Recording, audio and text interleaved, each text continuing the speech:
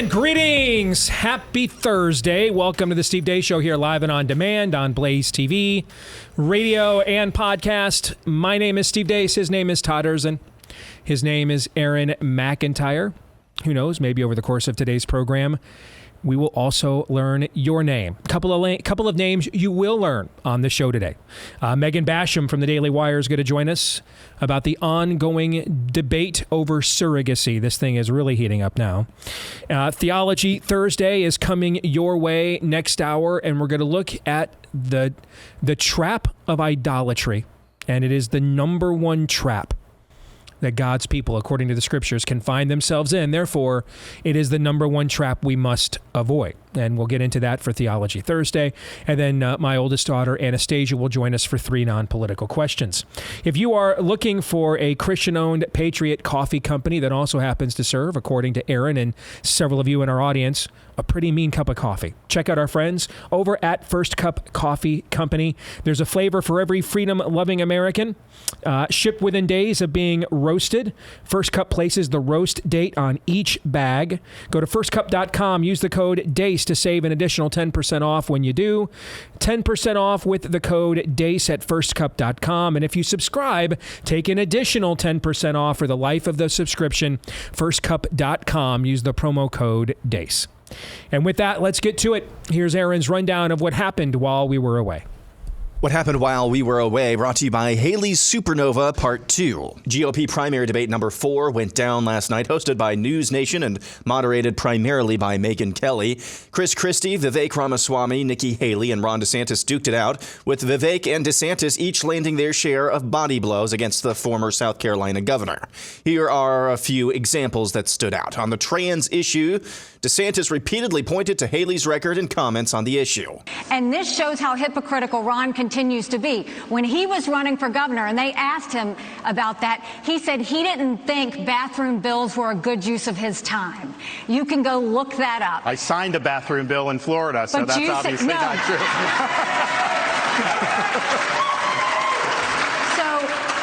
So the idea that you would say that I was against that. You didn't. You killed it. I signed it. I stood up for little girls. You didn't do it. And there was this going on. I was actually just in South Carolina. Some of the legislators told me at the time there were boys going into the girls. That's the whole reason why they did it. No. And so they say when she does that explanation that doesn't hold water. And this is the upstate of South Carolina. Ron, I signed the bill. I protected the girls. South Carolina? She did not do it. Vivek poked holes in Haley's supposed foreign policy acumen. It's one thing that Joe Biden and Nikki Haley have in common is that neither of them could even state for you 3 provinces in eastern Ukraine that they want to send our troops to actually fight for. Look at that. This is what I want people to understand. These people have, she has no idea what the hell the names of those provinces are, but she wants to send our sons and daughters and our troops and our military equipment to go fight it.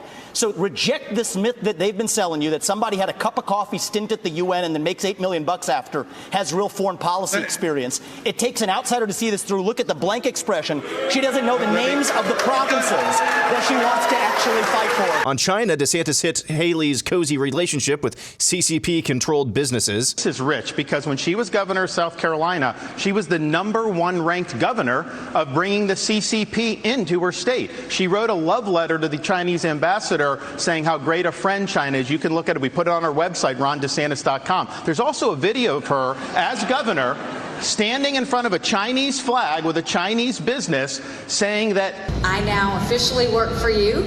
There is nothing that you can need that we won't make sure that we deliver. So she's been very weak on China. Now, here's the problem. The rhetoric is different, but her donors, these Wall Street liberal donors, they make money in China. They are not going to let her be tough on China, and she will cave to the donors. She will not stand up for you. Perhaps the most important moment of the night, Vivek thrashed Nikki Haley for her engagement in identity politics. And Nikki Haley's campaign launch video sounded like a woke Dylan Mulvaney Bud Light ad talking about how she would kick in heels. At the first debate, she said that only a woman can get this job done. That's what she said.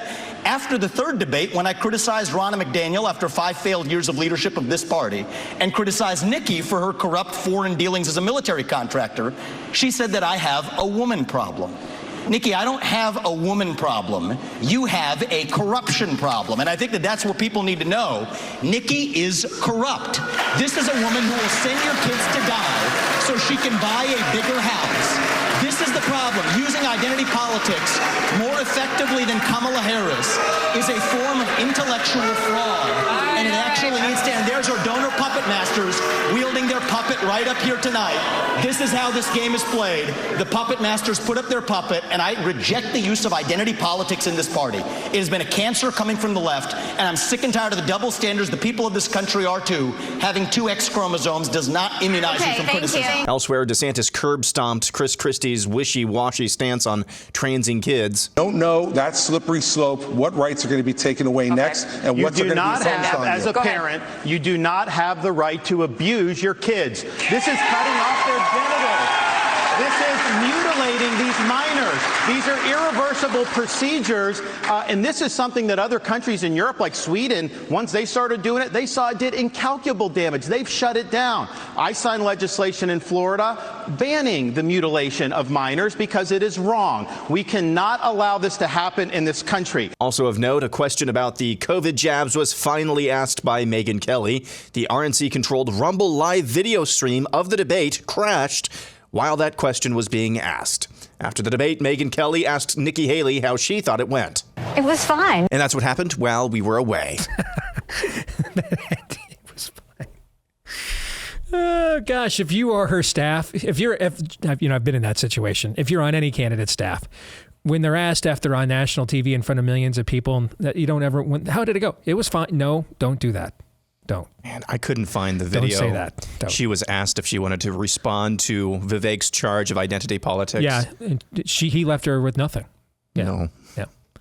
I mean, it was the woman, the big strong woman. It was so bad for her last night that she needed the big strong man at some point, Chris Christie, to kind of, in an act of pity, kind of come and try to rescue her for a tad. Aaron's montage is brought to you by our friends over at Jace Medical. The critical shortages of essential drugs in the U.S. risks causing severe disruptions in medical treatments, resulting in delays, treatment cancellations, the unfortunate rationing of vital medications. Remember that Jace originally came on board because they witnessed during COVID what we did. All of a sudden, drugs that were known to be safe and effective for decades, that had won awards like the Nobel Prize, are now suddenly called dangerous and taken off the shelves right when potentially we might need them the most. That's how they originally came on board. Now they're concerned about the broader problem of the shortage of drugs just in total. All right, and that's why you want to get this new customized Jace case that you can do right now with dozens of add-on medications. Choose the medications that fit you and your family's unique needs to make sure that you've got that backup and that peace of mind that goes along with that preparation. Jace continually looking to expand their medication offerings. And yes, you can get ivermectin in the Jace case if you choose to do that. All right, go to jacemedical.com, enter the code DACE at checkout for a discount on your order. Get a discount with the promo code DACE at checkout on your order. Promo code DACE at jacemedical.com. All right, let's get to Aaron's montage about the debate last night. And in my opinion, there are two major lines of discussion opened up by what occurred last night. One of them we're going to save for the overtime.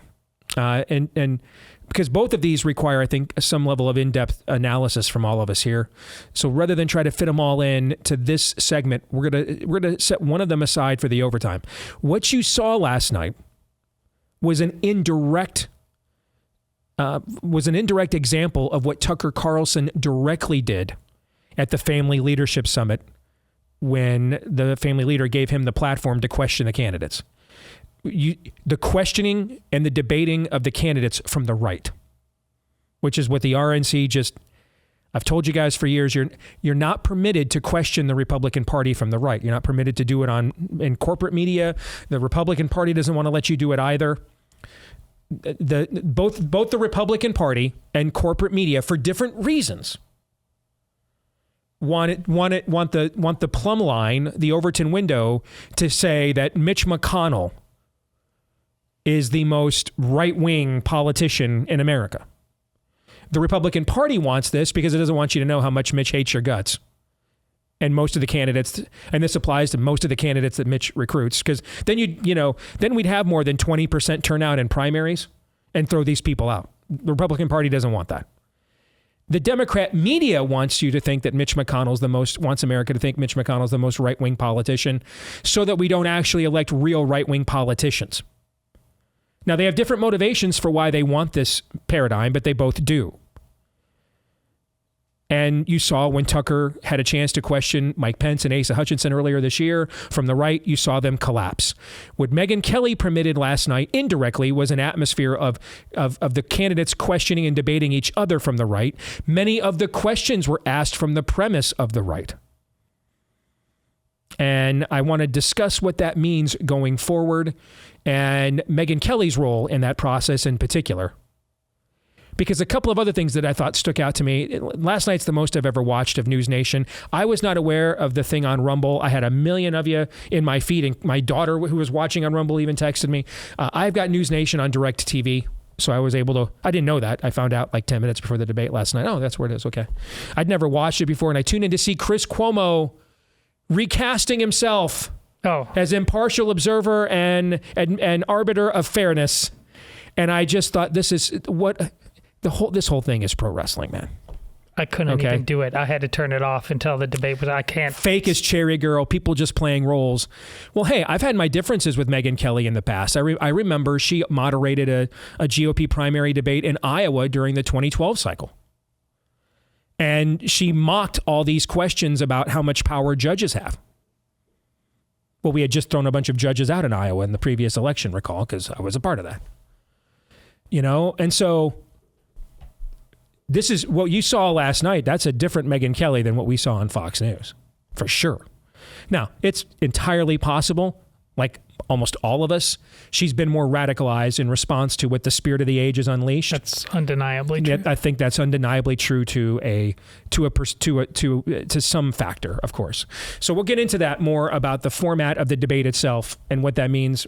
Hopefully, moving forward, we'll do that in the overtime today at blazetv.com/Deace.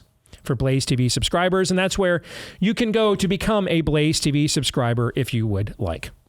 However, let's talk about the interaction between the candidates, because the environment we were just talking about was tailor-made for both Ron DeSantis and Vivek Ramaswamy to shine. And they did. I thought overall it was an excellent night for DeSantis, a bit of a slow start. And then I thought he was very strong the last hour and a half or so in the debate. I thought Vivek was terrific throughout almost the entirety of it. There was one moment where he claimed the other candidates kiss Trump's ass more than he does. And that, that's the thing with Vivek sometimes, we poured on a little thick here. Okay. I mean, the reality is if we had seen that Vivek for the whole last 6 months, he'd be in a much stronger position than he is right now. But he started out being that Vivek. I know, because I emceed his very first event in Iowa. I was there. I heard much of the kind of talk you just saw there. I heard that. It was very impressive. Then he decided after Trump's indictment to basically, suspend his campaign unofficially for 6 months and to become a Trump booster. He's down outside courthouses doing videos with Laura Loomer. And his camp, he did everything the Trump grift corps says Ron DeSantis was supposed to do, and it destroyed Vivek's candidacy. He has really no candidacy left in Iowa right now because of it. And remember, just last week we were talking about the discovery that Vivek was promoting biomarkers during COVID. So. Correct. Now, I've always been somewhat willing to offer him at 38 years old some grace when it comes to the development of a worldview in light of where the world actually is. Now, I'm not looking for a president to develop his worldview on the job, but I see the potential in him in the future and what Vivek does represent.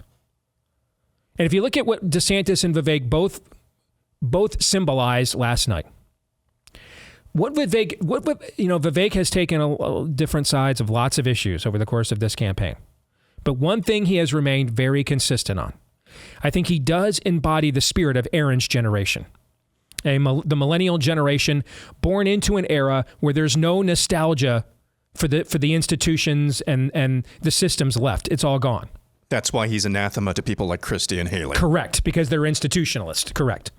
And that's one thing he's been consistent on the entire time, that the erosion of institutions and the weaponization of them requires radicalization. Now, how that gets done and how that gets applied, he's been passionate about multiple sides of the other side of that equation several times, but he's also 38 years old, just not ready to be president. But what you saw last night is when he sticks to that song, all right? Like I did the Kiss Peloton ride this morning, and they've got to fill out a lot of Kiss songs in order to make the whole ride Kiss songs. And some of those songs are filler. And then some of those are Detroit Rock City. You know what I'm saying? When Vivek sticks to his Detroit Rock City, which is these institutions and the institutionalists have to go, he is a weapon of mass destruction. When he attempts to branch out beyond that, the lack of a cohesive worldview gets exposed. But last night, by and large, he got to stick to his wheelhouse. And he undeniably destroyed Nikki Haley with that. And Christie. To the point when the conversation turned to Ukraine and Nikki Haley could not actually name the provinces in eastern Ukraine we're allegedly trying to save and willing to go to war over. I found myself spontaneously cheering from my chair in the man cave at that. That's what he embodies. He does embody a millennial generation that has really two plumb lines. One, completely given over to the spirit of the age. The other, completely furious with it. And he embodies the latter. And he got to do that last night, and he was very good. Ron DeSantis embodies. Ron DeSantis is the embodiment of the fully developed worldview. If you are a younger boomer, if you are a Gen Xer, and you come from the latter end of the Reagan era, you were a little kid during then, or you were born shortly thereafter, and your parents told you about it, and they reared you up in the Founding Fathers and the Constitution. Ron DeSantis is the fulfillment of that. There was a moment when he talked about the Constitution has to be the centerpiece of who we are as a people. I love my biblical analogies. Ron DeSantis is a King Josiah-like figure. If you know your Bible, your Jewish history, King Josiah was basically the last great king before the Babylonian captivity, led the last great revival of the Jewish people, even went to the high places. There were other good kings, Chronicles and Kings tell us, other good kings, but those high places where basically their version of the red light district went on was kind of a no-go zone. That would really tick off another extra layer of people if you took their sex cult away. Yeah, Chris Christie was running those high places saying, Correct. you want to do with your kids whatever you want to do. Yeah, you want to sell your kids into temple prostitution? I wouldn't do it, but you have a right to do that as a parent. Limited government or something. Right, exactly. Well, Josiah went up to the high places and tore down the Asherah poles, or what were the monuments, the altars to the demon Baal, his consort Asherah, his concubine. Why did he do this? Because a priest one day named Hilkiah came to him after cleaning out the temple, and according to rabbinic tradition, the Bible doesn't say what it was, but rabbinic traditions say it was Deuteronomy. And he comes to Josiah with the scroll of the word of the Lord, the law, and says, "Hey, man, I think we're in trouble here. We're a long way from what this puppy says." And that's their plumb line. That's their connective tissue as a people is that law. That's what makes them the Jewish people, that law. That's their covenant with God. And so he reinstitutes that as the centerpiece of Jewish culture and leads a revival. In an American civic way, and I'm not saying America is a new Israel, and I'm not saying that this is specifically a religious document. It's not. But the people that want to undo it are doing it for their own religious reasons. That's also true. But in a civic Americana way, Ron DeSantis represents that. And you saw him apply that throughout the evening, even down to his final statement talking about Calvin Coolidge. Now, the challenge for Ron DeSantis is that King Josiah, if the priest is able to reach the heart of the king can unilaterally do things that inspire the people. He's unilaterally empowered to do that. He's already king. We don't have kings here.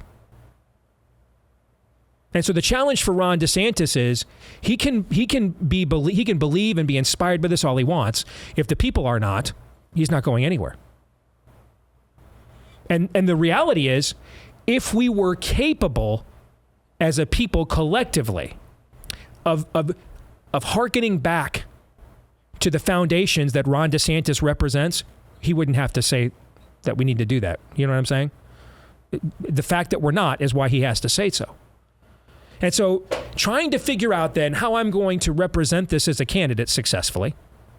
And at the same time, I've got this other gravitational force over here called Donald Trump and a large group of people who justifiably are like, I don't know if he can win or not. He probably can't. But damn it, I'm not going to let Democrat lawfare choose my nominee for me. He's my ride or die. I'm going down with him to prove a point.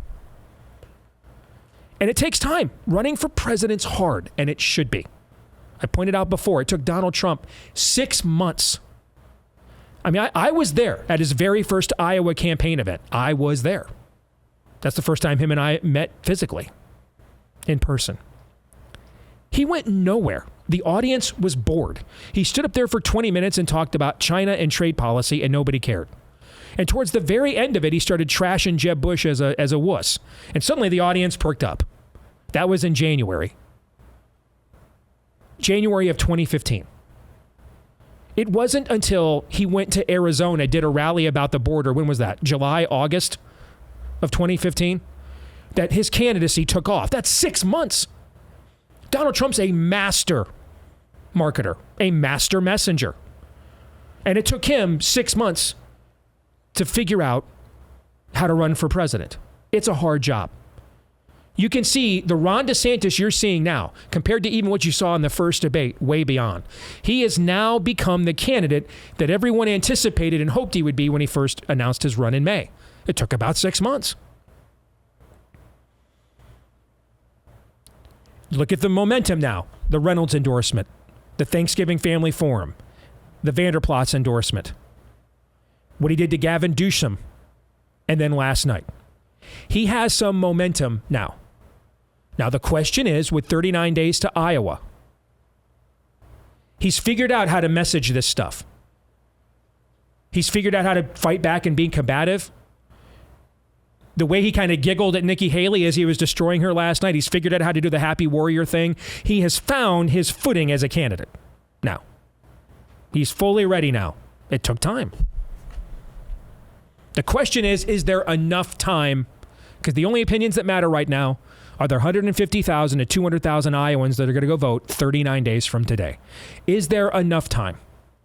We've done enough on this show pointing out that these polls, their specific methodologies are just completely in violation of the natural laws of mathematics, let alone political science. Nevertheless, they probably do point to a general sentiment. What is that general sentiment? That here in Iowa, Trump has some form of comfortable but not insurmountable lead. A majority of Iowa Republicans do not want Trump to be the nominee. If there is a splintering of those non-Trump voters, Trump will get anywhere from 35 to 45% on caucus night and win. Because his people will show up for sure. DeSantis was in second place. Somewhere in there was Nikki Haley with some coalition of the Rubio-Kasich wing of the party. What DeSantis needed to do is remove the Rubio part of that coalition away from her. People who actually have some principles. And reduce her to nothing but the Kasich wing. I believe that was done last night. You have to understand, there's 10 to 12% of the Republican electorate that hates Republicans. Nikki Haley's going to get their votes. She's their candidate. What he can't do is let Nikki Haley get 18 to 20% in Iowa. He can afford her getting 8 to 10. And I think that was done. And I think now these next 39 days, you can see Trump, the way he's reinvesting in the state. He has scheduled more events. He is spending more money. I don't think we're ever going to get them both on a stage together as I had hoped back in January. But now here, at the end of this, the final 39 days, we're going to have something close to a mano-a-mano between these two alpha males, and we'll see what Iowans decide to do. I think it is a very winnable race for Ron DeSantis. All right, gentlemen, what are your thoughts? The best line of the night was DeSantis, and I'm paraphrasing, but when he said, if you don't understand that this is abuse of children, I can't believe you about anything else. It just absolutely nails that. Secondly, I'm that line, that GIF who says "let them fight" when it comes to Nikki and Vivek, because I'm just I continue to be far more skeptical. It just digs deeper and deeper about Vivek last night. I believe Nikki Haley believes what she says, and therefore I don't trust her. I believe that Vivek doesn't believe most of what he says, and therefore I don't trust him. I just find that last night the light is so obvious, even allowing for whatever.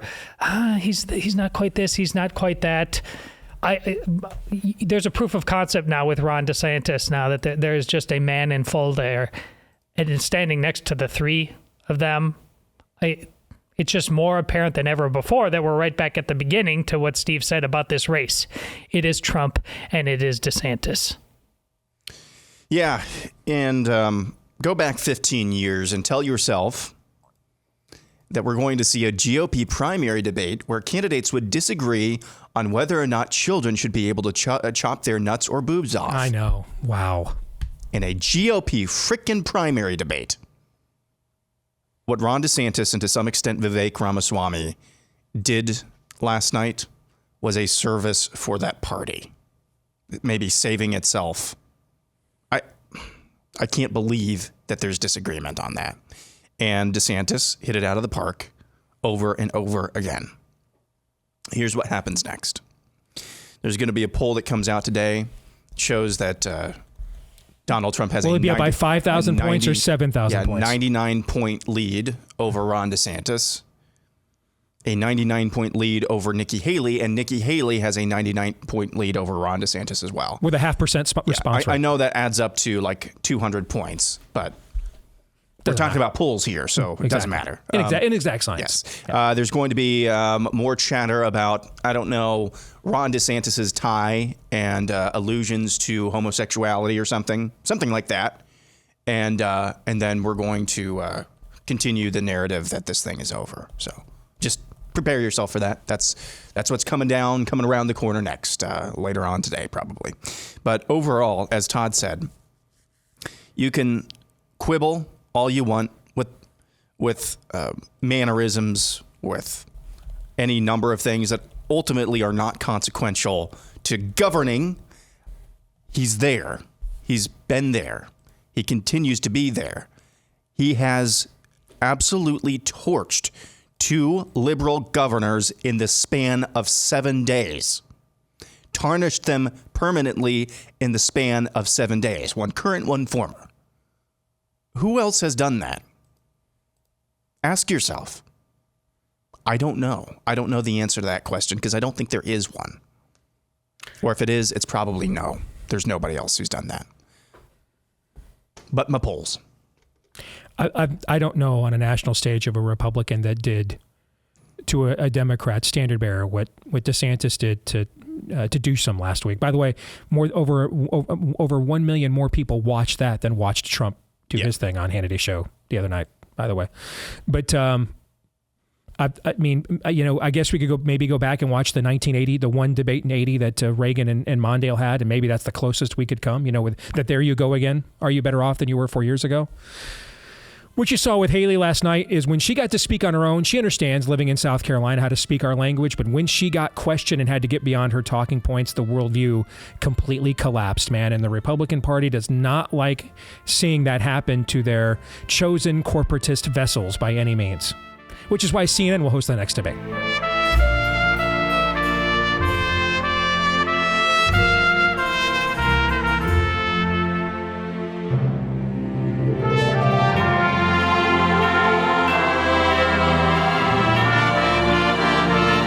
All right, back here on the Steve Deace Show. Don't forget about our friends over at Preborn as you consider your year-end giving. There are few ministries more worthy of that support, which is why our family, we have donated to Preborn in the past. We were going through our own budget here for the end of the year and our own year-end giving, and they were right there at the top of the list. An outstanding pro-life ministry they're unlike a lot of the so-called pro-life movement, they're actually ready, prepared for the post-Roe world. They understand now that this is a localized, heart-to-heart, soul-to-soul battle. And so they're out there on the streets. They do it gently, but they're confronting moms nevertheless that are considering an abortion. They confront them out there on the streets with that ultrasound so they can hear that baby's heartbeat and realize that it's not just their body, that's somebody else's heart that they hear beating. And over the years, when they've done that, about 80% of the time, the mom does not go through with killing her kid. And did you know that ultrasound, even with Bidenflation, is still just $28? Would you donate $28 for an 80% chance to save a human life made in the image of God? A lot of you would and have, and we thank you for that. But then they also know that, hey, there's a reason why that mom is considering it. Chances are, if she's in a healthy, fulfilling, secure relationship, she's not considering murdering her child. It's women like where my mom was, 14 and pregnant, not in that situation. They're often the ones considering it. So they need support. And this is now, they started with truth. Now we're going to go with the grace. And they provide prenatal care, postnatal care. All of that is free of charge as well for the mom, provided they've got funding from us. If you want to make a tax-deductible donation today to Preborn, to give them that funding, go to preborn.com/Steve to do that. That's preborn.com/Steve. Again, preborn.com/Steve. All right, let's welcome into the show Megan Basham from the Daily Wire. Good to have you back again, Megan. How are you? Merry Christmas. Good to see you. Merry Christmas to you. It's always great to be here. I love visiting your show. Oh, well, thank you very much. All right. There's been, and this kind of really erupted, frankly, on our own platform with our colleague Dave Rubin about a year ago. And I adore Dave. Always have. But a couple of us, and Allie does the same. But her and Allie and I, Allie Stuckey and I both, and a few others took issue with the promotion of surrogacy with Dave and his partner. And this has become a more widespread thing. We've got, on one hand, TikTok is full of videos of heterosexual women bragging that they're childless by choice. And then on the other hand, we are seeing this spate of women's wombs essentially being rented by homosexuals to grant them families. And you have been covering this. Why? Other than the obvious reason why, but what about this issue drew you specifically to it? Well, there's a couple of things. One, obviously, we are talking about the commodification of women, and I am a woman. So when this issue comes up, it hits very close to home for me. For one thing, I think you have a trade in babies with women who may not understand exactly what they're getting into and what they're giving up. So it's harming them. Let's be very clear. Women don't do this. We see the picture sometimes in these stories about, out of the goodness of their heart. Yeah, those are very rare stories. Typically, this is a financial transaction. And not only on the part of the mother, who may not realize what kind of psychological and mental health damage, not to mention physical risk that she's putting herself through to do this, typically for money. And then on the other hand, you have the psychological wounds that this causes to a baby. They have done studies of this. Children who are the fruit of donorships or surrogacy report having deep-seated identity issues. They crave knowing where they come from, who their parents are. And we don't talk about that issue. And I'm so glad you bring it up, Steve, because I know that this is uncomfortable for all of us, because we may all have people in our lives who are gay, who don't understand what our moral objection is. And we have to explain to them that however much affection I may have for you personally, I cannot cross this moral line with you, and I cannot, as a standard, as a policy standard, overlook what's happening here, because it is creating chaos and it goes against the creation order. And that should be what conservatives are for. So let's be very clear. The creation order is about the family unit, which is the building block of civilization. And once we get away from that family unit, we get further and further from the society as God created it to be, from the Garden of Eden on. one man, one woman, having children together, creating a family. That's what creates a strong society. So we are introducing chaos. So however cute those pictures are, we need to realize that child is being deprived of a mother. And that is the thing we need to be talking about. We need to be talking about the good of that child, not the happiness of two men who are in something that our society now calls marriage. The ethical quandaries as subplots that this deviation from the norm and from first things and first principles creates, I think kind of adds to what you're talking about. For example, the guy I'm backing for president this time around, Ron DeSantis, he sent baby gifts to Dave and his partner on the arrival of their child. And a lot of people in our audience, even people that like Governor DeSantis, were very critical of that and asked me what I thought. And, this was well over a year before he announced he was running for president or I was supporting him. So that didn't factor into my view on it in any way, shape, or form. I frankly didn't know what to think about it because those children are still made in the image of God. I think the worst possible thing we could do is treat them like they're scarlet lettered, So right. I'm not really sure. I don't know, man. I don't know what is the line. I know I can't support it on an institutional level, biblically, and therefore I didn't. On the other hand, these children were created. They're made in God's image. They are alive. They're living right now. I can't see shunning them as the answer either. I don't know what the line is to sell it. So how far can I go? And then it looks like I'm blessing the way that they came into the world. On the other hand, God under his grace permitted them to come into the world. I was born to a woman who got pregnant from her high school senior boyfriend. That's not an institution to be glorifying. Same. Yeah, okay. That's not an institution to be spreading and glorifying, all right? We don't want you and I both have daughters. We don't want our daughters getting pregnant like our moms did, okay? And so you see what I'm trying to navigate here is the institutional debate is clear. How then to react once the reality of the conception and birth of these children arrive?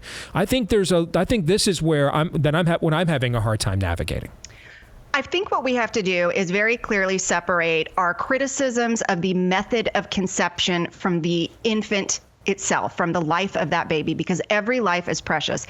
And I think what you can say is that institutionally, we do not want to condone a practice that is creating motherless children, that is creating fatherless children. So I think you can be very clear about that, while at the same time saying, while this is going on and we may be working against policies that allow this to happen, we are at the same time, of course, as we would with you and I, with any other baby who comes into the world under unideal circumstances, we still embrace and love that baby. We still celebrate that life. So, I'm not sure. I feel like I'm not sure about Governor DeSantis's practice there. I think if you send the gift, you say we love and we celebrate this life, while at the same time being very clear on the moral lines that the conception crossed, that the practice of surrogacy crossed. I think that is a needle that we can all thread. And, part of what's been so interesting to me is that you have now these so-called principled conservatives who aren't threading that needle at all. They're not trying to deal with the complexity. They've just completely rolled over and given in. And that's what's been fascinating to me. You have seen, I feel like now I have to bring him up every time I'm here, but he was such a big influence on how the conversation has shifted. And that's David French. He went from saying, I am opposed to gay marriage, now to saying conservatives should just accept it as a matter of law. We should accept Obergefell. Obergefell is wonderful. He actually said the great thing about Obergefell is that, he didn't say the great thing, but he said, I support Obergefell now because it has allowed the establishment of joyful gay families. Not just marriage, but families. Now, where are the children coming in to make those families? In most cases, it is not adoption. It is through this buying and selling of children. So they've just completely rolled over. They're not willing to deal with the moral Rubicon that we're crossing here. And I even saw, and I think that the David Frenches and also Jonah Goldbergs, who is now fine with it, who put out this statement that basically you can be conservative and condone Obergefell, you can be on board with that now. That is trickling down to the squishy pastors who I saw one online just a couple of days ago, a guy named Joel Rainey, who is a big, pretty well-known pastor in the Southern Baptist Convention, which is the largest Protestant denomination in the U.S. I think because David French opened that door and those guys kind of follow his reasoning, he said, well, gosh, it's time for the church to stop arguing about gay marriage because you cannot put the toothpaste back in the tube. Well, what we're seeing is that toothpaste is now creating a lot of chaos. And at no point did any of them deal with the fact that Obergefell created an acceptance of surrogacy as a practice. And so I think that's where we split the line, saying, yeah, we're going to celebrate these babies' lives, but we're going to continue to talk about the immorality and the chaos that Obergefell and gay marriage creates as we now, downstream from that, have motherless children. Would Pastor Rainey go before his congregation and say, listen, teenagers in heat are going to hook up, can't put the toothpaste back in the tube, so... Just, not our issue. Notice that these kinds of arguments only work with only one particular form of sexual sin. You ever notice that? Yeah, I do. And it was really funny because I asked him and he didn't answer me on that basis. If the basis, and he made a really weird comment when he received a lot of pushback. And his comment was, well, rather than outlawing something that millions of people are doing in secret, I would rather, I think he said something like convert people so that they love Jesus and don't do it at all anymore. Gosh. It was the most bizarre statement. And I was sitting there Was thinking, he wearing a Hawaiian shirt? I'm sorry. Go ahead. I'm sorry. Go ahead. Could have been. Actually, he may have a Hawaiian shirt on in his avatar on Twitter, or X as it's now called. I'm not sure. But, my question to him was, okay, well, on that basis, how do you outlaw polygamy then? Why should we not just hope that people love Jesus enough not to marry multiple partners? How do we not say, gosh, we hope that brothers and sisters don't marry each other because they love Jesus enough? We shouldn't outlaw it. Let's just teach them to love Jesus. No, we have laws to enforce moral order because in no society in history have the majority of citizens loved Jesus sincerely. In no society in history has the majority of the populace been saved, sanctified Christians. And yet we don't just allow the return of judges and the Old Testament to say everyone can just do what's right in their own eyes until they love Jesus. We don't do that. But that was shocking to me to see that that's how much this ideology has trickled down, that a well-known pastor in the largest and arguably most conservative denomination in the United States is now openly saying, hey, you know what? Let's not really argue against Obergefell anymore. And by that extension, he has to say, we're going to allow them to form families then. Final thing on this, Megan, what's the driving impetus of this? I think there's an important distinction biblically.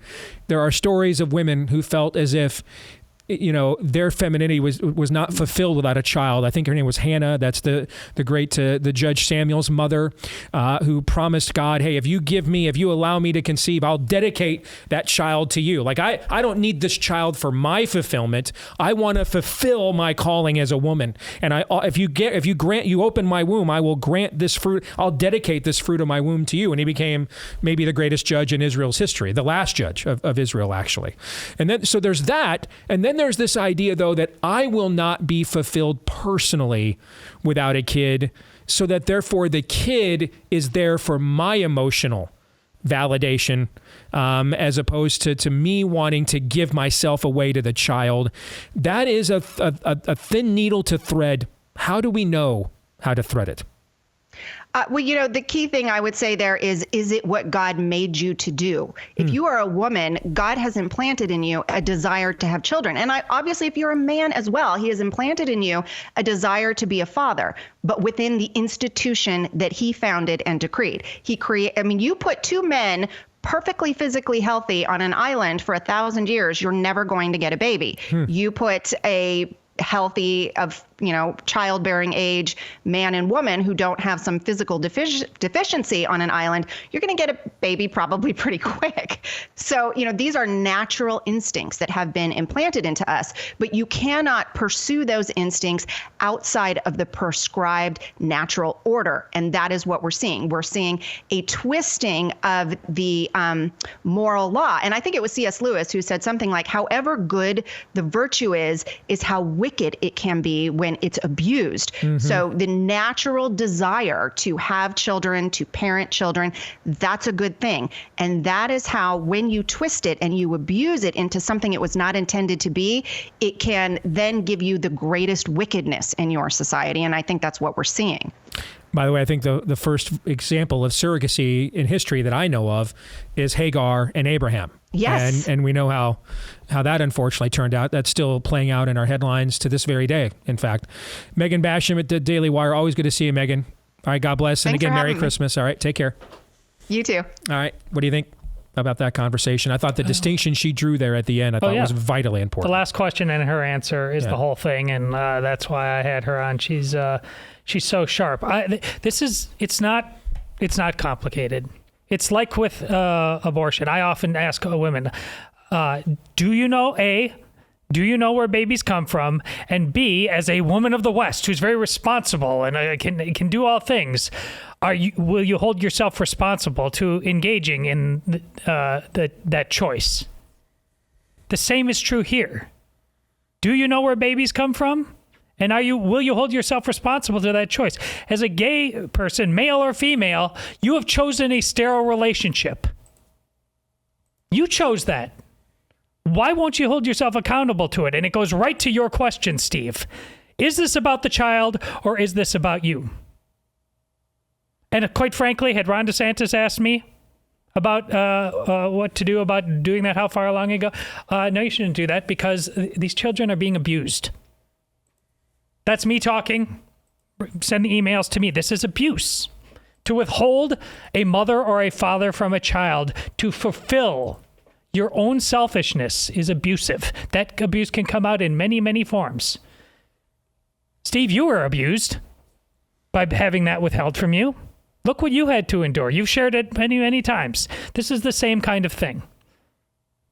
All of the niceties that people just waste on this because they are boys or girls who can shave, and the child is just a prop in their life. And I don't know. I have zero patience for it. It disgusts me. In any other context, if a person came to someone who knew that they could procure and deliver another human being and said, I will pay you to procure and deliver another human being for my own desire, what would we call that?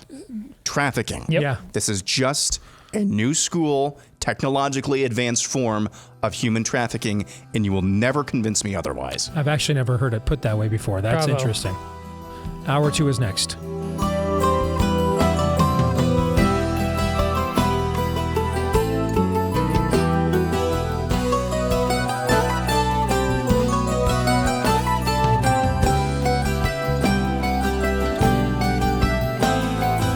All right, this was one time that the conversation off air might have been better than the one on the air. Welcome back here. Totally, it wasn't a continuation of what we were just discussing. Totally different topic. All right. Anyway, welcome back here for Hour 2, live and on demand on Blaze TV, radio, and podcast. Steve Deace here with a very angry, unhappy Todd Erzin and an Aaron McIntyre, who is joining me in laughing with, not at, of course, the very angry and upset Todd Erzin. Let us know what you think about what we think via the stevedeace.com inbox. You can email us, steve@stevedeace.com. That's DEACE. Like us on Facebook, MeWe, and Gab. You can follow me at Steve Deace Show on Twitter, Getter, Instagram, and TikTok. And you can find me as well via podcast. And I know a lot of you right now are listening to that podcast. Thank you.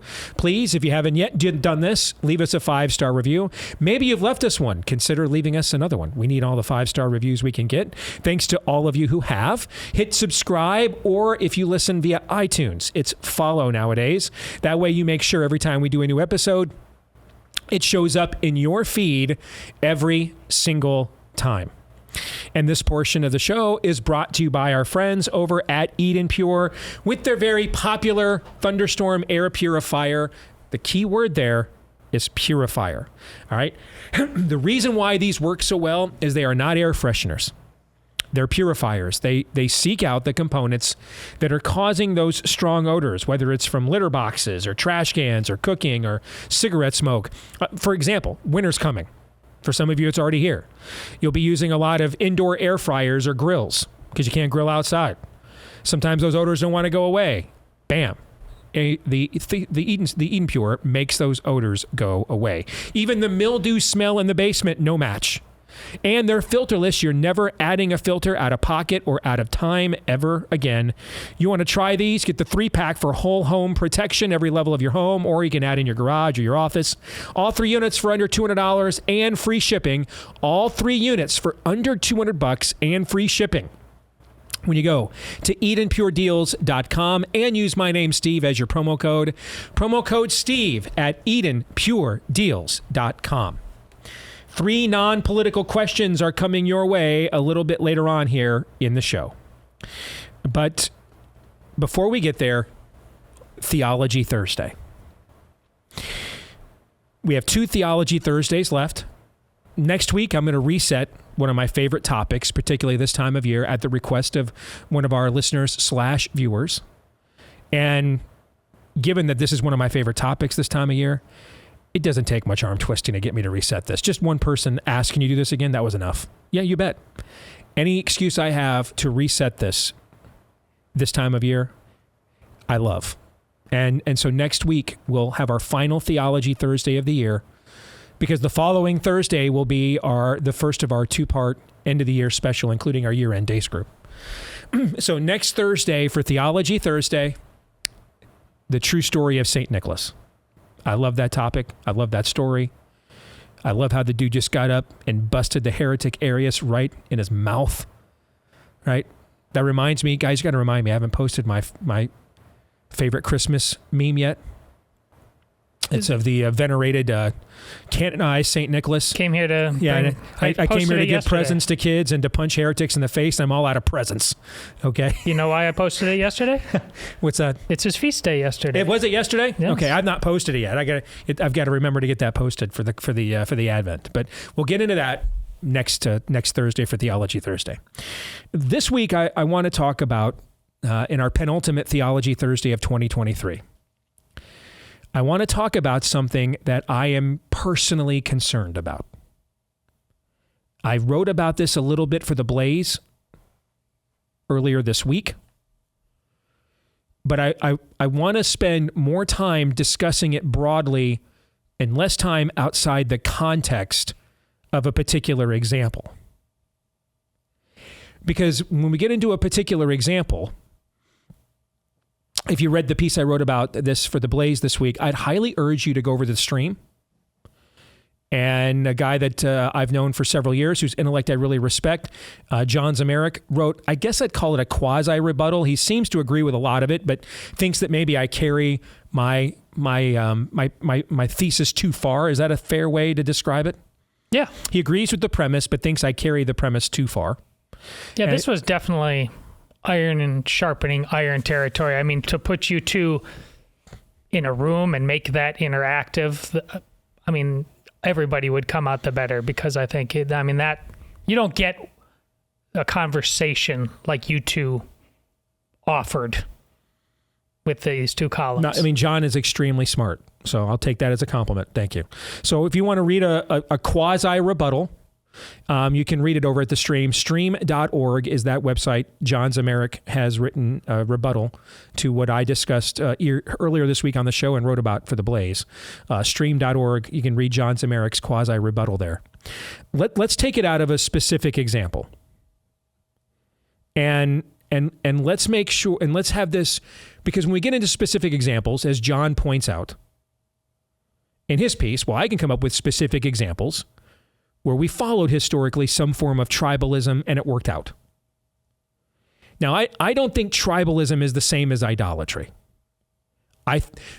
let me put it this way. I think tribalism can become idolatry, but not all tribalism is idolatrous. Let me repeat that. Tribalism can become idolatry, but not all tribalism is idolatrous. What does that mean? Well, I think we have to define idolatry. There are 10 commandments. We've done whole Theology Thursdays on this in the past. They are not revealed and listed randomly. There's a reason why there's 5 of them on 2 stone tablets, and it's not because God ran out of room. He could have just put them all on 1 tablet, okay? But there are 2 tables there. The first 5 commandments that Moses comes down the mountain with are vertical in their relationship, the relationship between us and God. The second 5, or the second table, are horizontal, the relationship that we have with one another. Why? Well, when God himself came down from on high, which is what we commemorate this time of year. So Moses has to go on high to commiserate with God, right? Later, God will come down from on high, much higher, but still on high. God will come down from on high and commiserate with us. Emmanuel, God with us. And one of the things that God or Christ is asked during his earthly ministry here is, what is the greatest of the commandments? Love the Lord your God with all your heart, soul, mind, and strength. But then he adds on his own, the second is just like it, to love your neighbor as you love yourself.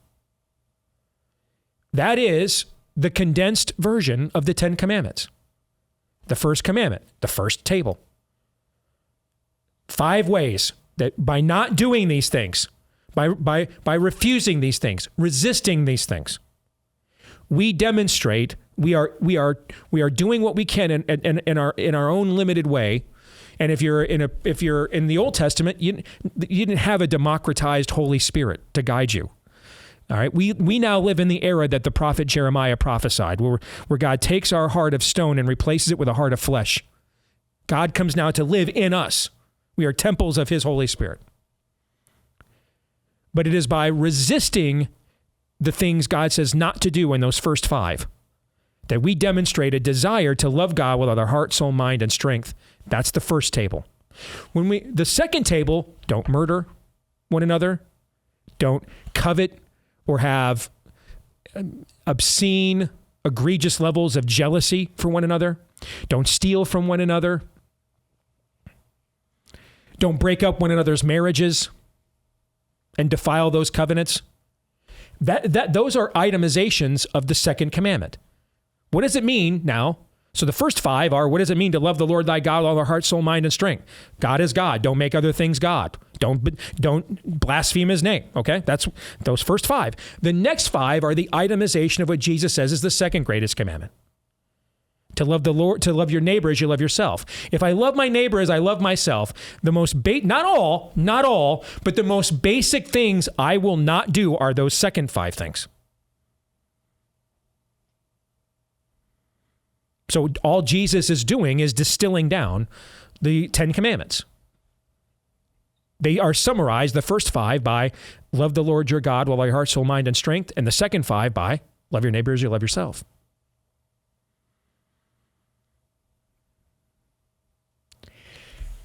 If you are in covenant with God,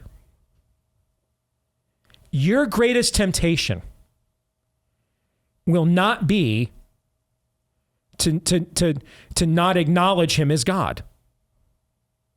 You are in covenant with him. So you already have.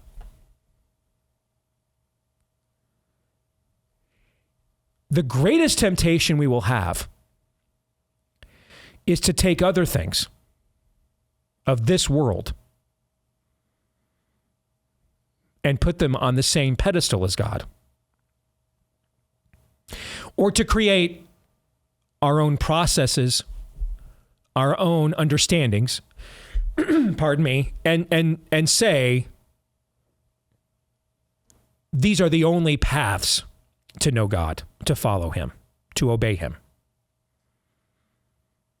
They might not even be immoral, for example, or even bad. We've talked about the whole dancing thing with Baptist on the show before, right? Mm-hmm. Okay. David dances in the scriptures, right? If you remember the movie Footloose when we were kids, and Kevin Bacon's character goes before the city council and reads those verses, right? Right. All right. So David's willingness to dance in the way that he did. You're making me uncomfortable. Is to glorify God, the work that God has done through him and for him, right? Yes. But that's not the premise of most of the dancing we do today. It's not to glorify God, right? Right. Most of the dance is all dancing lascivious and sensual? No. But is most of the ways we dance today in our time and culture titillating, sensual, and lascivious? Yes. So it is understandable why, if you care about holiness, you may be concerned about allowing something that is mostly, not always, but mostly reduced to things that are to lead to unholiness, letting that in, right? Yes. But if you go far enough as to say, well, if you don't agree that we have a blanket rule against this, you're not saved or you're not a Christian, you've actually turned, you see, here's the thing, you've turned your own moral zealousness into idolatry. This is the great temptation for those in covenant with God, is to mix and match, to not leave God holy and set apart, but to bring him over here where we are, or to bring other things over to where God is. The stained glass window term for this is idolatry, which stems from what was worshipped in the pagan world were idols. At one point, the prophet Isaiah mocks the Jewish people who are tempted into idolatry, meaning they're still going to temple, they're still doing the sacrifices, they're still following the law, but they're like, there might be a few things that maybe this Mosaic insurance plan don't cover. So let me get a supplemental insurance plan, a corollary rider from Baal or from Chemosh or from Molech, just to make sure all my bases are covered, right? Why would they do that? For the same reasons, I mentioned an example last hour of the first example of surrogacy that we know of in history. And this is when an elderly woman, way advanced in years, way beyond childbearing years, named Sarai, is told by God that she will give birth to a son of promise, a son of covenant. And she laughs and thinks there's no way that's possible. It's scientifically, I'm beyond, knowing sexual pleasure, she says. I'm beyond conception. So is my husband, frankly. He's even older than me. And God says, well, I'm God, and so I kind of get to make the rules around here. That's going down. Time goes by. It doesn't happen in the time frame she had hoped. So she decides, well, maybe I've come up with something that God hadn't thought of yet. I've got this servant over here, this Egyptian woman named Hagar. She's younger. She's of childbearing age. And since she's a servant, we can basically use her. That kind of goes to what you were saying about surrogacy last hour, Aaron. Since she's a servant, she's an underclass. She's beneath us. We can use her. And so she gives her husband, quote unquote, permission to have sex with her. And maybe this is how God will grant us a child. Or as Paul would put it in the New Testament, let us sin so that God's grace abounds. And when Paul says this, he's mocking this. He's being sarcastic, okay? Because it's the Garden of Eden all over again. Right. Did God really say? She grabs the forbidden fruit. Yes. Abraham should know better because he's been dealing with God. He goes full Adam and shrugs and says, well, I guess. Yep. Not to mention young woman. Yeah. Pretty attractive. Okay, cool. I guess if you're going to twist my arm. Yeah. Exactly. All right. That's not what God had in mind. God does not sin so that may grace abound. They practiced idolatry.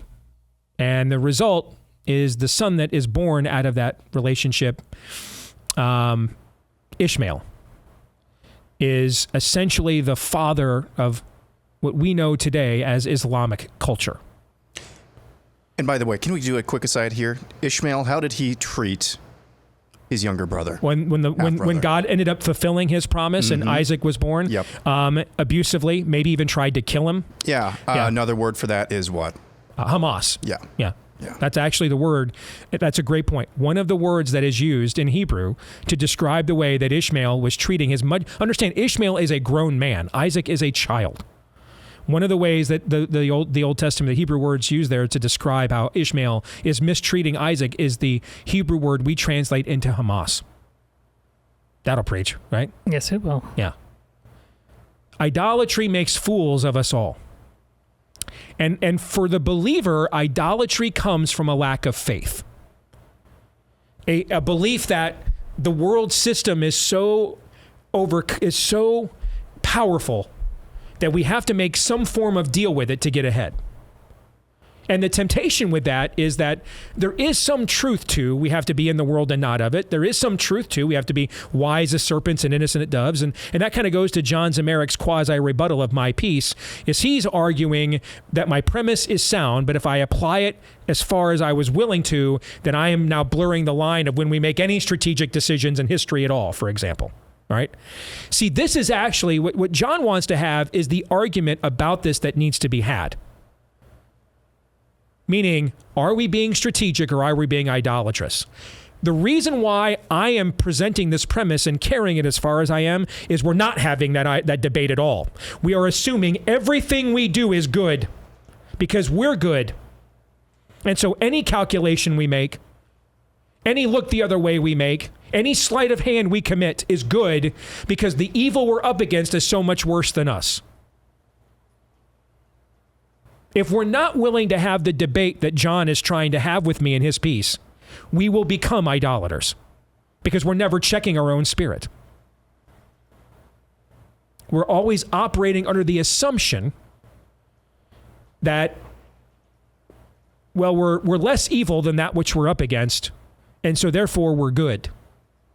God does not judge us by the standard of the world, but by his own. God does not judge us in comparison with a fallen creation, but in light of his commands and his law and his word. I want to show you something. I tweeted about this earlier this week, if you don't mind here. Let me narrow this down for you. Our friend Bob Vanderplaat's quoting from the Old Testament from 2 Samuel. When one rules over people in righteousness, that word literally just means following the paths of God. That's what it means, or the law of God. When he rules in the fear of God, he is like the light of the morning at sunrise on a cloudless morning, like the brightness after rain that brings grass from the earth, meaning he provides clarity and he's fruitful. I added this corollary to Bob's tweet earlier this week. The problem is that more and more of the right thinks it is righteous just by opposing the openly demonic left, and therefore isn't required to have its own character held in check by any other higher standard. Worse, the right is increasingly also embracing the idolatry of preaching that Almighty God agrees, and thus is ironically becoming more and more like the left, each believing God is changing his mind and standards for them. The left believes this whole hog, but too much of the right is already at the pig roast. Now, Aaron, leave that up there as I continue to talk about this for a second, if you don't mind. Let me provide you an example of what I mean. The left believes that it can either ignore God or that God will change the definition of what a human life is, what a gender is, what a border is, what a crime is for them. Because their views of such things are so morally superior. That if your God won't change, then you should be persecuted for not changing, or your God will change.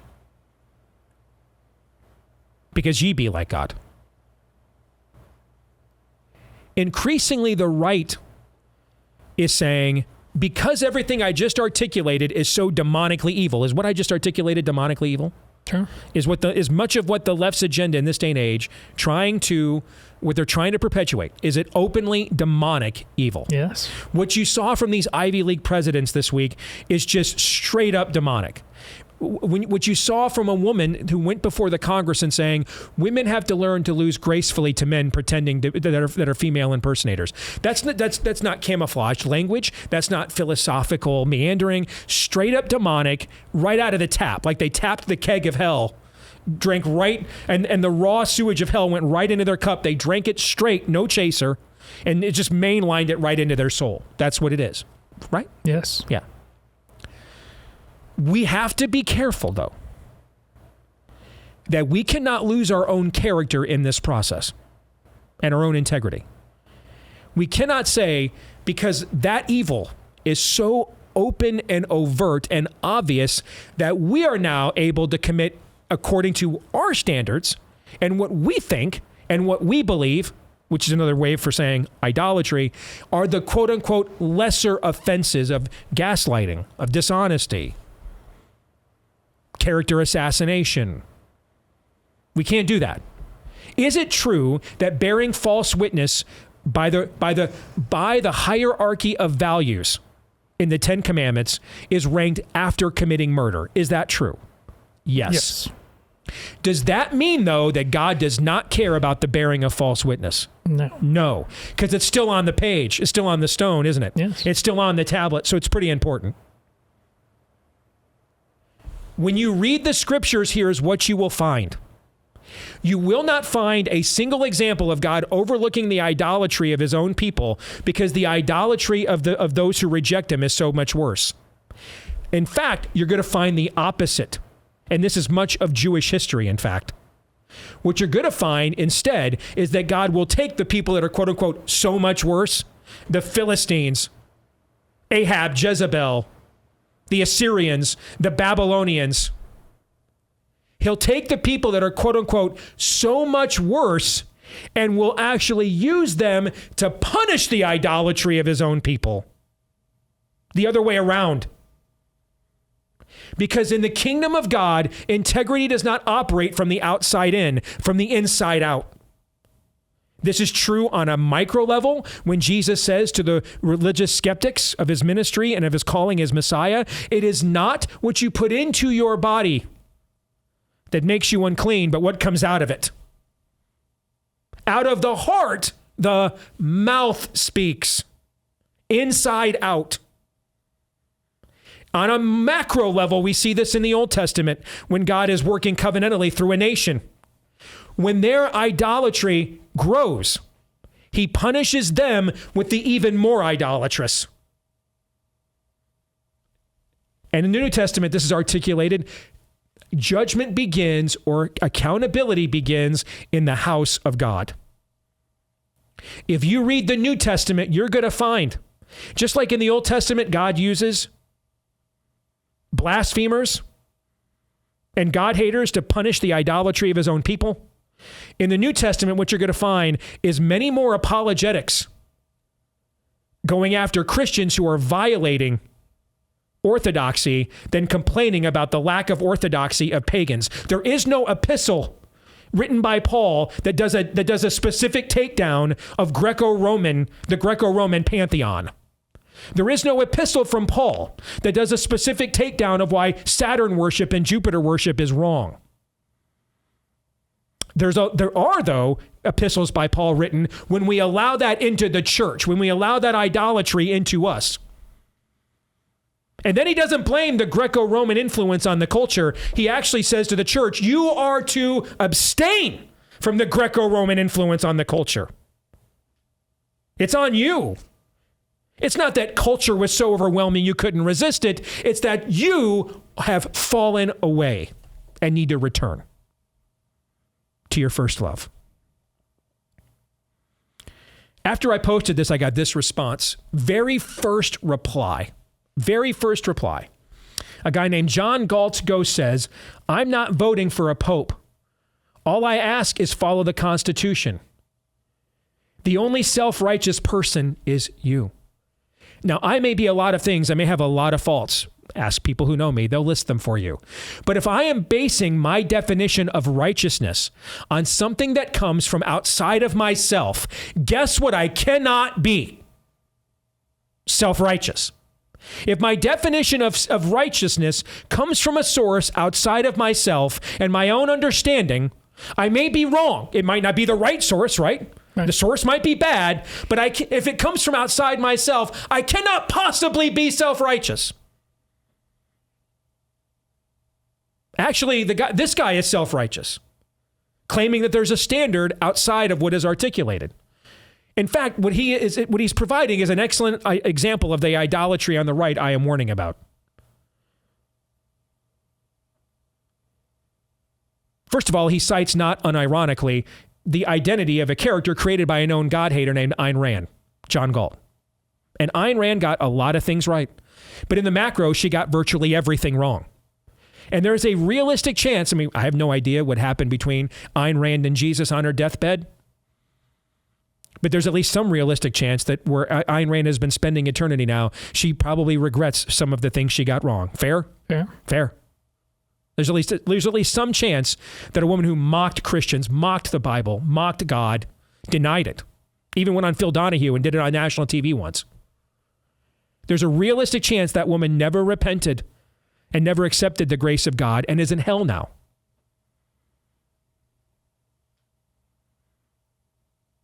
So I'm not exactly sure that should be your avatar.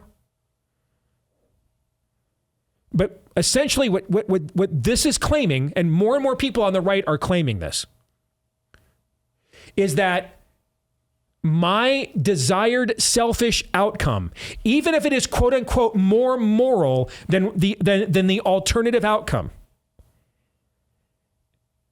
that outcome is the most important thing. And God says, no, it's not. Your relationship to him is the most important thing. Your relationship with him is the most important thing. And anything that gets in our way, when you hear Todd, who freaking loves college football. True. Loves it. True. And will spend, when he's not with his kids, following their athletic travails on a Saturday, what are you likely doing? If I'm at home and I have nothing to do, I'll watch a college football game. Exactly. So he's not ripping college football as much as idolatry. Yes. Putting it in a place where it does not belong, a space where it does not belong, where God belongs, and then the God-given responsibilities and duties and obligations he gives us as a part of that relationship with him, putting it where those things belong. That is idolatry. Nailed it.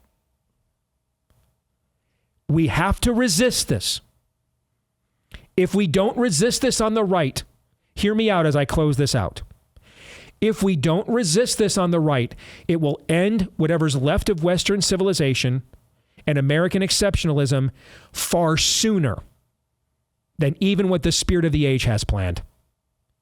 Because it will mean those of us who want to oppose the spirit of the age are so corrupted we can't do it successfully, that God will not bless our efforts. Because our efforts are not in recognition of him, but in our own selfish desires and idolatry. And that is not self-righteousness. Those who are pursuing the idolatry are actually the self-righteous.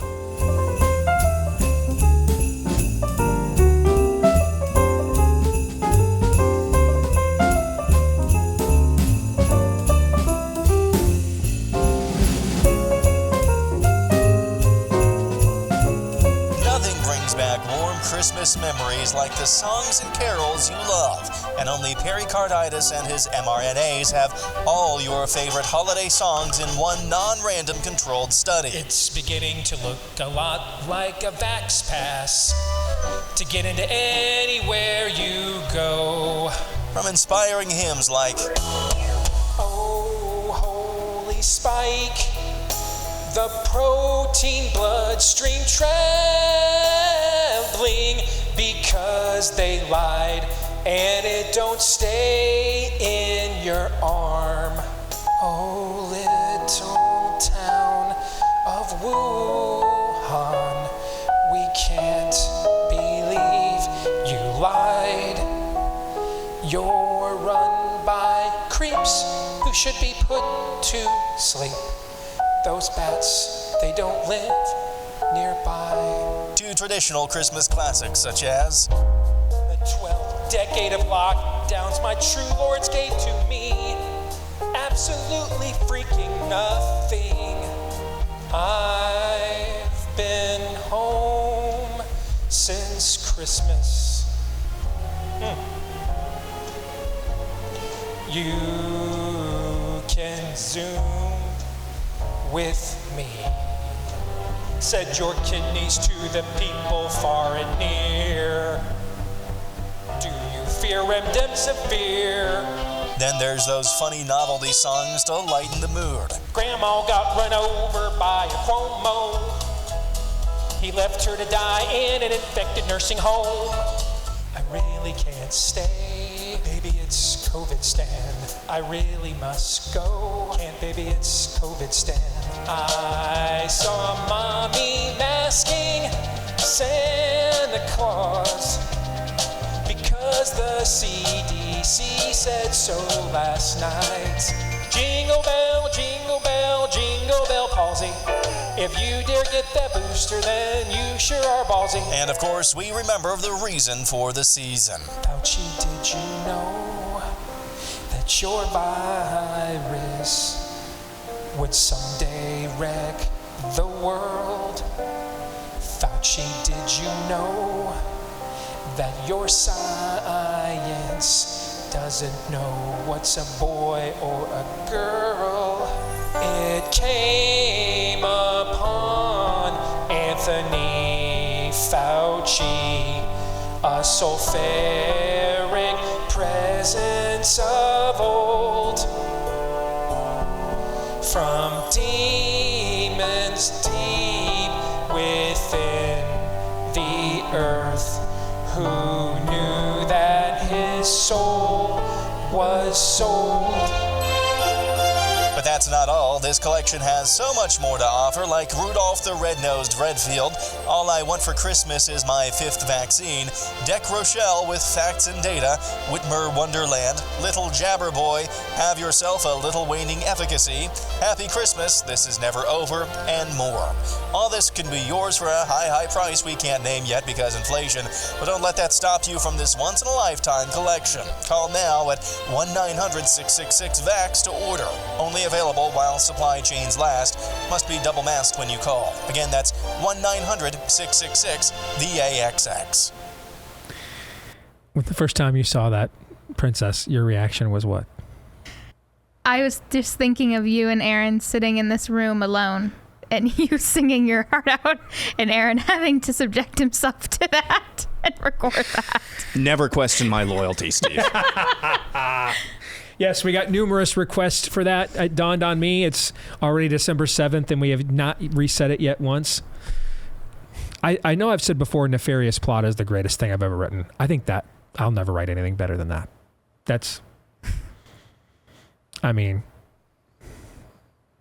It's not executed well by me, okay? Neither were the jabs. Oh. Yes. But the writing I'm proud of. The execution, not so much in terms of the singing, but the writing, I'm very much proud of. Yes.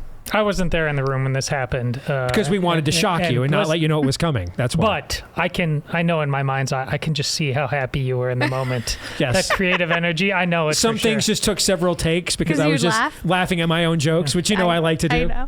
Yeah. I know you do. Oh, this portion of the show brought to you by our friends over at Fume. You know, cold turkey may be great on sandwiches, especially this time of year. But there's better ways than cold turkey to break your bad habit. Fume is an innovative award-nominated device that does just that for you, because not everything in your bad habit is bad. So instead of electronics, Fume is completely natural. Instead of vapor, Fume uses flavored air. And instead of harmful chemicals, Fume uses all natural, delicious flavors.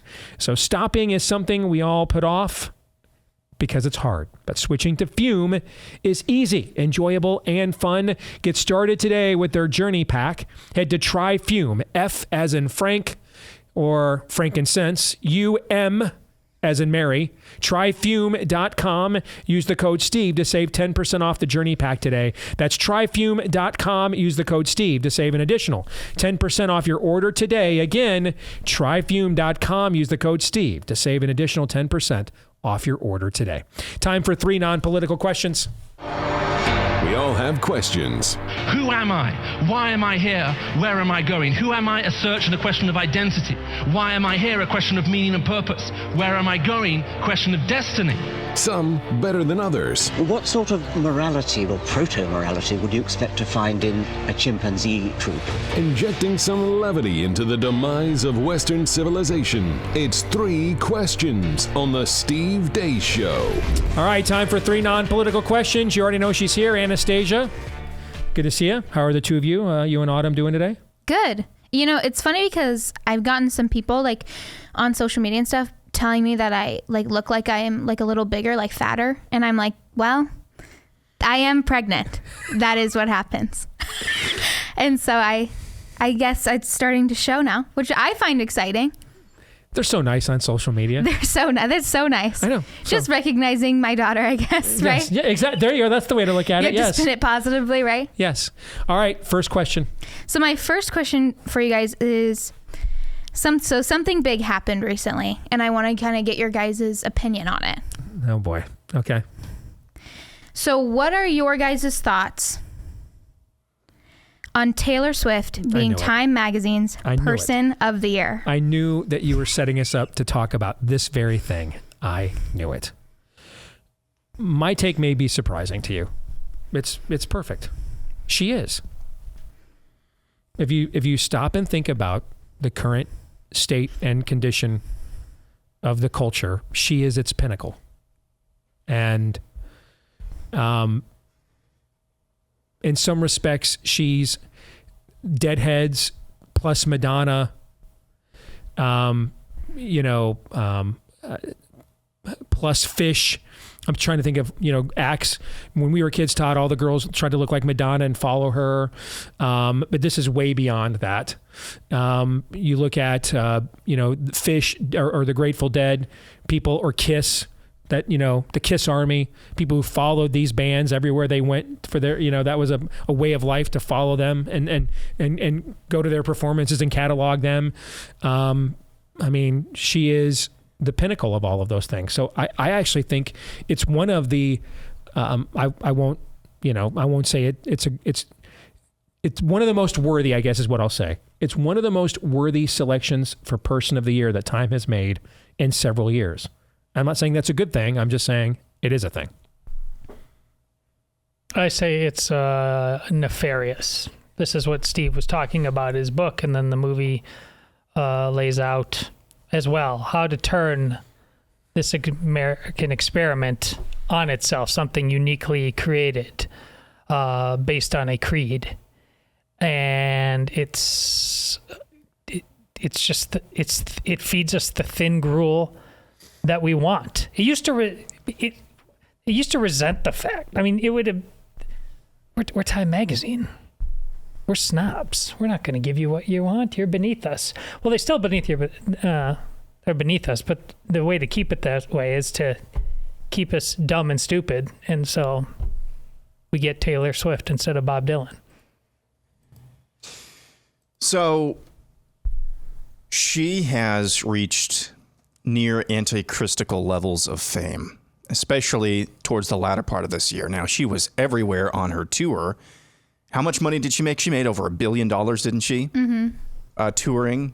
And then now she's supposedly dating Travis Kelce of my Chiefs. And that took her to an even higher level. So could I see Time Magazine's Person of the Year some year down the line being the actual Antichrist? Yes. And so does it surprise me that they put somebody who reached antichristical levels of fame this year on their cover? No. So I'm kind of with Steve. It's perfect. All right. Before we get to question 2, don't forget about our friends at Relief Factor. Particularly this time of year, man, you want to be active. You want to be mobile. You don't want to be bogged down with chronic pain. You want to enjoy the holidays.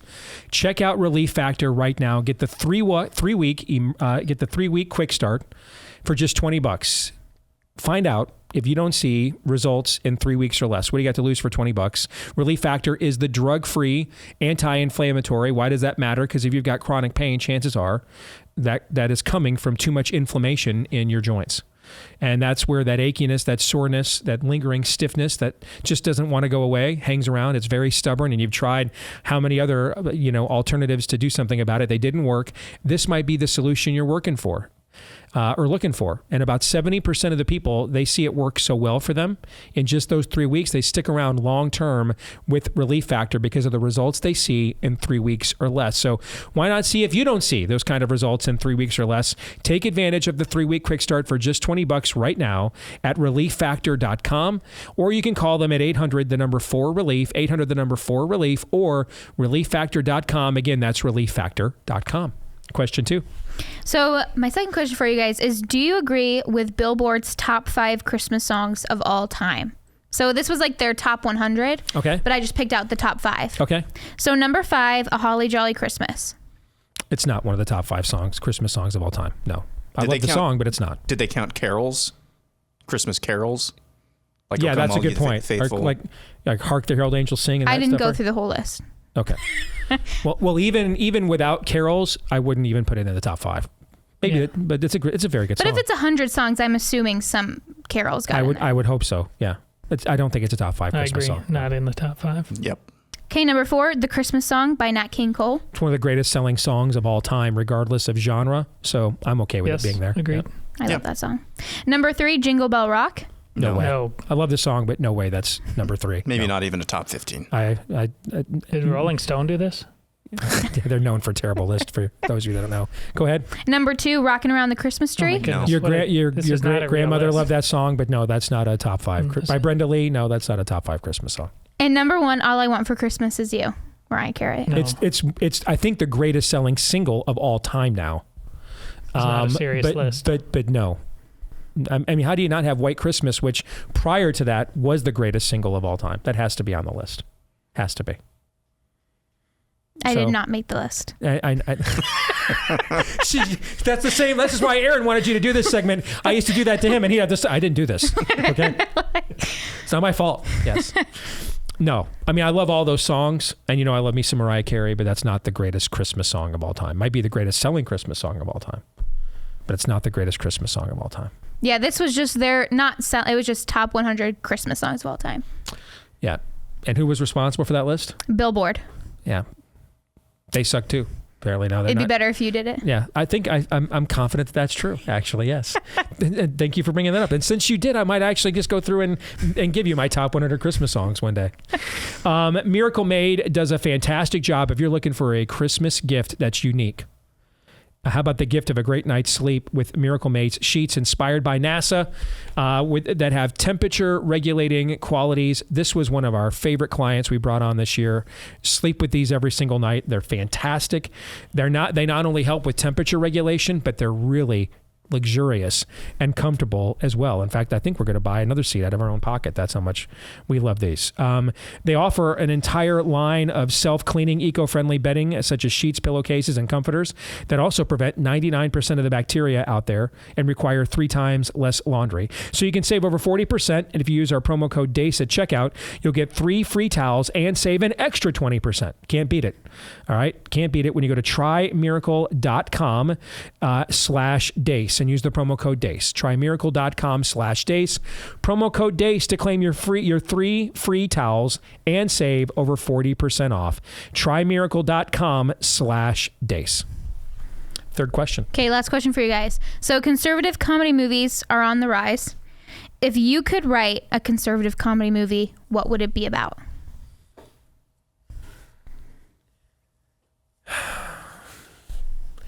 I think I'd ruthlessly mock the spirit of the age. But here's my hesitation. I don't know that I could do it maybe less profane, but I don't think I could do better than Idiocracy. I think it is one of the truly most brilliant films of this era that does mock the spirit of the age as we knew it in 2006 when that movie came out. It does mock the spirit of the age. So it would be a variation of that, updated for what we see now from the spirit of the age, but less profane, but just as ruthless, just as absolutely ruthless. It'd be something like that. I'm a huge fan of the mockumentary style, like The Office, Parks and Rec has started. Yep. I would do, if this was specifically a conservative bent, I would do a mockumentary style, a TV show on a university campus called Admissions, and it's just the dynamics inside of or maybe administration, just a mockumentary style TV show of the administration building at a university. So Parks and Recs meets The Office meets The Spirit of the Age? Yep. That's good. I like that. That's a really good idea. Todd, what about you? Yeah, there's a like a Waiting for Guffman. Yeah.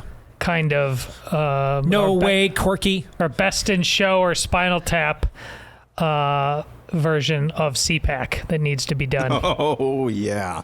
I'm gonna go home and bite my pillow. That's what I'm gonna do. One of the great rants of all time. Waiting for Guffman. I just want to see all the people brought in under the banner of conservative. I mean, I was just lectured last weekend by a guy that said a gay surrogacy is the true conservatism, and all you Christians arguing against it are the real progressives. With a straight face, this is their argument. So, just that over and over again. There's a laugh track there. We're a big tent, Todd. Yes. I'm reliably informed. Thank you, Princess. Thank you. By the way, if you're looking for a good movie, we're offering one right now here at The Blaze. It's the first time we've ever offered a theatrical grade film here on our platform. It's the true life story of our colleague Phil Robertson, his amazing conversion and transformation via his relationship with Christ. It's really well done, and it's honest. And did I say it's well done? It is. It's called The Blind. If you've not watched it yet, you don't have to pay for it via Apple and Amazon. Give us the money instead. We don't hate you. All right, go to blazetv.com/theblind. That's blazetv.com/theblind. All right, we're going to stick around and do overtime for Blaze TV subscribers. For the rest of you, we'll see you tomorrow, noon to 2 Eastern, right after Glenn Beck, right here on Blaze TV. Until then, John 3:17.